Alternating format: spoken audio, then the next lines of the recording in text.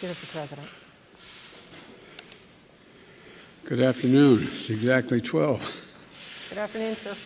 I want to put today's jobs report in perspective. And look, when we came to office, we knew we were facing a once-in-a-century pandemic and a once-in-a-generation economic crisis. And we knew this wouldn't be a sprint, it'd be a marathon. Quite frankly, we're moving more rapidly than I thought we would. This morning we learned that our economy created 266,000 jobs in April. It hadn't been adjusted again yet, but that's what it says, 266.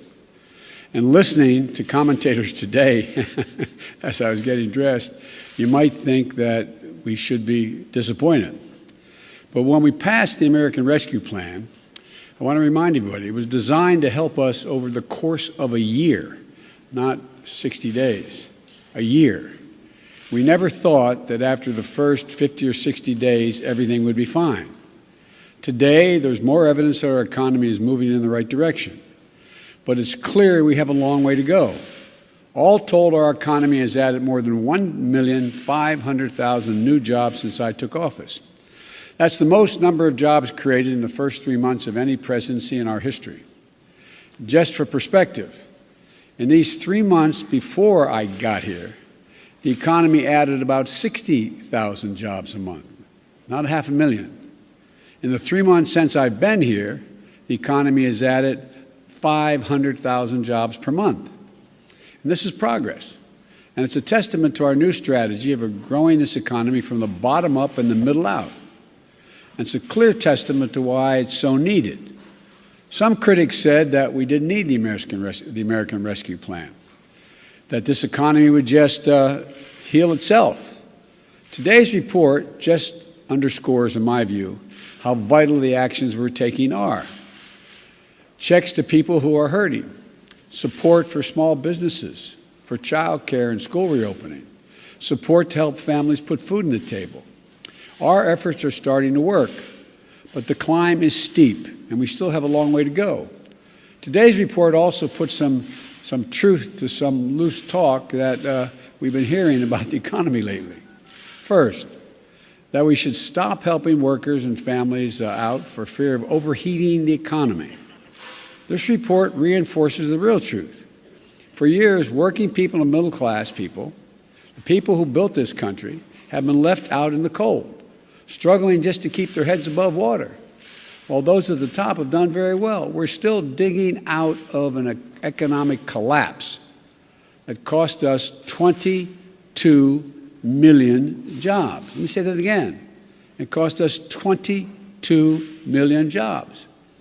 When we came in, we inherited a year of profound economic crisis and mismanagement on the virus. And we proposed, what we propose is going to work.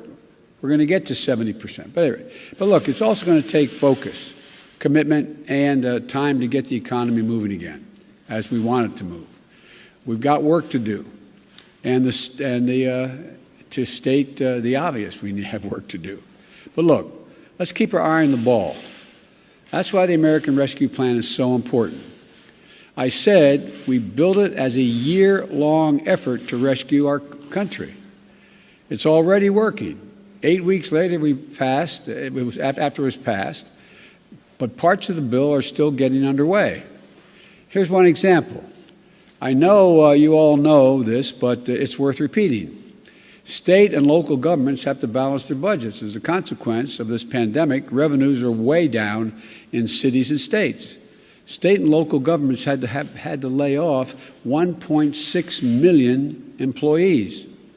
That's an awful lot of firefighters, police officers, sanitation workers, essential workers. But later this month, we're going to be distributing the first tranche of the state and local assistance from the American Rescue Plan. We won't get all 1.6 million of those jobs back in 1 month, but you're going to start seeing those jobs and state and local workers coming back. Starting this month, we will also deliver assistance to tens of thousands, and I notice every Republican in our home state talking about this as being a good idea, tens of thousands of restaurants and bars across the country. And by the way, the majority of the jobs that have come back have been in the entertainment and in those industries. And so, you know, we're going to help schools and children and child centers across the country as well accelerate reopening, and that's underway. So look, this is going to continue to improve. Today's report makes clear. Thank goodness we passed the American Rescue Plan. Help is here, and more help is on the way, and more help is needed. Second, today's report is a rebuttal to loose talk that Americans just don't want to work. I know some employers are having trouble filling jobs, but what this report shows is that there's a much bigger problem, notwithstanding the commentary you might have heard this morning. It is that our economy still has 8 million fewer jobs than when this pandemic started. The data shows that more workers are looking for jobs, and many can't find them. While jobs are coming back, there's still millions of people out there looking for work. And the idea that they don't want to work, most middle-class, working-class people that I know think the way my dad did. He used to say, and I know I'm repeating myself, but I'm going to continue to because I think it's critical. A job is a lot more than a paycheck, he'd say, Joey. It's about your respect, your dignity, your place in the community. More than a paycheck is people's pride. It's about being able to look your child in the eye and say, honey, it's going to be okay. I've never forgotten that. I've never forgotten those folks I grew up with. I think about them every day as president. They didn't have a lot of money, but they busted their necks their whole lives to take care of their families. And all they ever wanted was a fair shot of making it. Last month, there were 266,000 more Americans with dignity that comes for the job. And there are millions of Americans out there who, through no fault of their own, have been knocked flat on their back this past year. The virus stole their jobs. And I'm determined to give them a fighting chance. That's why I've been so focused on vaccinating the nation and getting our economy running again. That's why we fought so hard to pass the American Rescue Plan. And again, the American Rescue Plan was for the whole year. It plays out over a year, and it's working. But we can't let up. This jobs report makes that clear. We've got too much work to do. And the American Rescue Plan is just that, a rescue plan.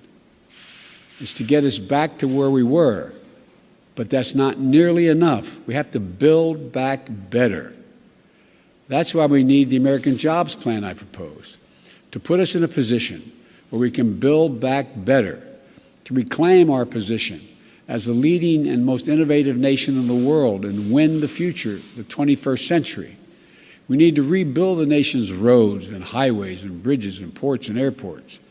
We've got water systems all over the country that need repair. There are over 400,000 schools and daycare centers with lead pipes where the water goes through. 10 million homes. I saw a water project system yesterday in New Orleans that was over 80 years old. It's in need of major overhaul. And by the way, if they don't get it fixed, New Orleans itself is in real trouble. They need reliable, affordable, high-speed internet throughout this country. Our businesses need to compete worldwide. Our rural communities need to be able to compete and make their own judgments as to when to buy and sell. And our kids need to succeed in school. As my wife Jill says, any nation that out-educates us is going to outcompete us. We also need to up our game in our education system. 12 years of education in 2021 is not enough to compete in the 21st century. In my view, we need 16 years of public education guaranteed. In this country, from preschool for 3- and 4-year-olds at the early end to 2 years of community college after high school, we have some serious decisions to make and fundamental choices. And think about it. How much better off is the country if we have tens of thousands of graduating seniors from high school and beyond going to get 2 years of community college? Doesn't that increase our capacity significantly? This month's job numbers show we're on the right track. We still have a long way to go. As I said, my laser focus is on growing the nation's economy and creating jobs. My laser focus is on vaccinating our nation, and we're making continued progress. My laser focus is on one more thing, making sure working people in this country, hard-working people, are no longer left out in the cold. They're going to get a share of the benefits of a rising economy. It's been a long time since that happened. I've called my plan the blue-collar blueprint for America. That's exactly what it is. So let's not let up. We're still digging our way out of a very deep hole we were put in. No one should underestimate how tough this battle is. We still have a job to do here in Washington. The American people are counting on us. So let's get it done. Let's build an economy that delivers dignity and gives everybody a chance. I'm confident we can do this because there's nothing beyond the capacity of the American people. I want to thank you. God bless you, and may God protect our troops. Thank you very much. Mr. President, do you believe enhanced unemployment benefits had any effect on diminishing a return to work in some categories? No, nothing measurable. Thank you. And Mr. President, do you... On CDC mask mandates, I noticed you walked out to the podium with your mask on. Why do you choose to wear a mask so often when you're vaccinated and you're around other people who are Because vaccinated? I'm worried about you. No, it's a joke. It's a joke. Why am I wearing the mask? Because when we're inside, it's still good policy to wear the mask. That's why. When I'm outside, and the problem is, lots of times I walk away from this podium, you notice, I forget to put my mask back on because I'm used to not wearing it outside. Mr. President, are you at all concerned about Vladimir Putin amassing troops on the border of Ukraine? Do you see that as a message to you, and could it impact your desire to have a one-on-one meeting with him? Does not impact my desire to have the one-on-one meeting, and you notice he had more troops before. He's withdrawn troops. There's still troops amassed, but significantly less than he had a month ago. So You expect that meeting? Sorry, Mr. President, do you believe that the Iranians are serious about negotiation in Vienna? yes, but how serious and what they're prepared to do is a different story, but we're still talking. Sir, you had a question. I had to cut you off. Do you have any update on whether you'll be able to meet Vladimir Putin in June? Is that going to happen? Confident we'll be able to do it. We don't have any a specific time or place. That's being worked on. Has he Thank agreed, you all sir? very much. Thank you. Thank you, sir. Thank you.